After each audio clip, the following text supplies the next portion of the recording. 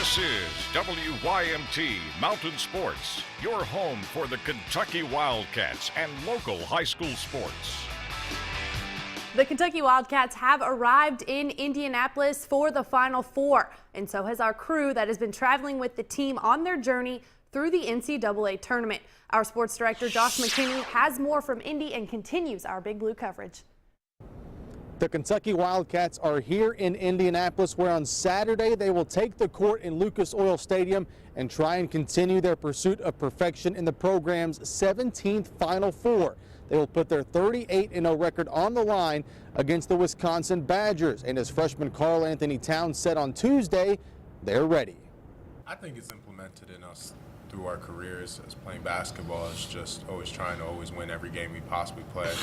At any given cost, and I think it's also been learned through this year a little bit in ways of finding ways to win and outsmarting opponents in the clutch time, and I think that's what we've done a great job of this year. Is when the game gets really tight, we really step up as a team and we come together instead of falling apart from each other. Kentucky, along with the other three teams in this season's Final Four, Duke, Michigan State, and Wisconsin, will meet with the media on Thursday, with each team holding an open practice on Friday. Reporting in Indianapolis at the Final Four, Josh McKinney for WYMT Mountain Sports. Now, all through the NCAA tournament, the Wisconsin Badgers have let their personalities shine. Whether it's Nigel Hayes in the post-game press conferences saying crazy words for the stenographer to have to type, or Frank Kaminsky's dance moves after their win over Arizona. But what about Coach Bo Ryan? Always seems so serious on the sideline, but on Tuesday we learned something new about the coach. In the 60s, I was the #1 pinball player in the state of Pennsylvania. These guys talk about video games. I could freeze flippers better than anybody. I could hit that clown's nose or the spinner, the whatever. And it was, I could take a dime and play for 2 hours. Now, what's that tell you?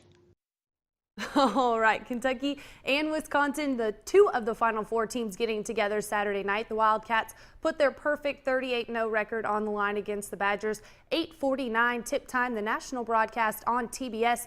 The team stream broadcast for the Cats will be on TNT. That will feature former Wildcat Rex Chapman, WKYT's Dave Baker, along with Michael Eaves. The game follows the first Final Four matchup with Duke and Michigan State. Well, Saturday will be a rematch with Wisconsin, but this time around the Cats will have the hyphens, Willie Cauley-Stein and Karl Anthony Towns. With more on the Badgers, here's Matt Jones in tonight's KSR Minute. Kentucky took off today for Indianapolis, ready for the Final Four and their chance at making history. And for Kentucky and Calipari, the focus is on one thing, Wisconsin, and specifically their two stars, Frank Kaminsky and Sam Decker. Now, a lot of you remember those guys from last year, but they're a little different, especially Decker. Decker is an athletic freak. He can get to the rim and he shoots over people, something Kentucky has not seen a whole lot. One of the things UK likes to do on defense, extend out on the three-point shooter, and they usually are able to alter shots. But Decker's different. He can leap so high that it'll be hard to actually block his shot. But he also can be very inconsistent. He misses a great deal of his attempts and at times can be a little reckless. As far as Kaminsky, he's been a great player and is one of the 2 or 3 best in the country. But last year, Julius Randle and Dakari Johnson played pretty good defense against him.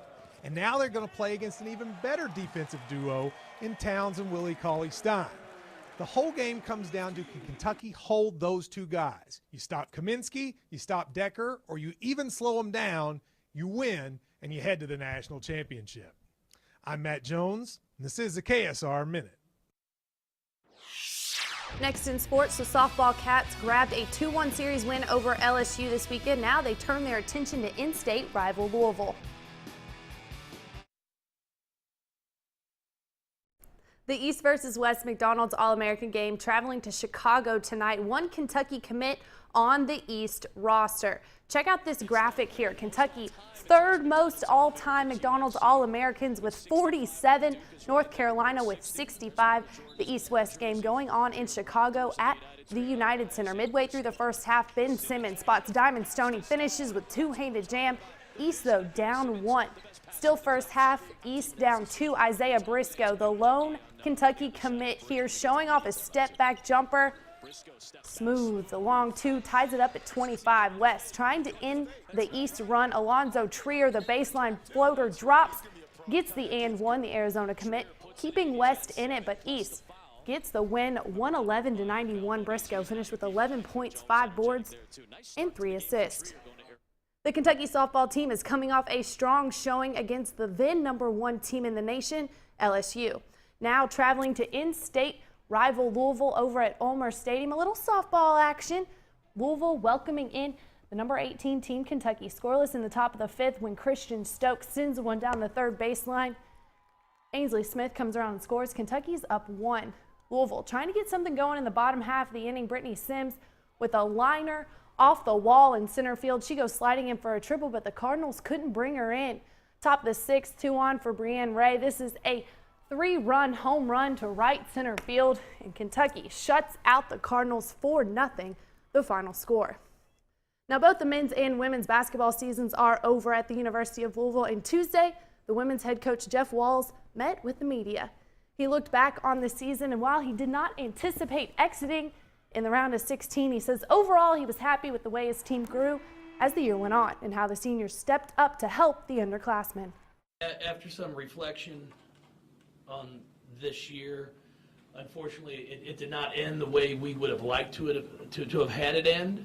But taking a step back, I can say I'm really proud of this group of young women for what we were able to accomplish, how players stepped up and took on new roles, and then how our seniors embraced our freshmen. I thought that was a key part of our success. All right, how about a little football talk? In early April, the UPike Bears releasing their 2015 football schedule. The Bears are set for 5 home games beginning in the fall. Their season kicks off on August 27th. That's a Thursday night game against Bluefield. The players know the Mid-South Conference is a tough one to compete in, but they say they are building a successful program. You can't take any team lightly, from all the way from Bluefield to Georgetown or who has rings, who's new ones on your schedule. You can't take anybody lightly because anybody can be beat on any given Saturday in the MSC. And Erica, that is sports. Thank you, Lauren. We'll have more after this break.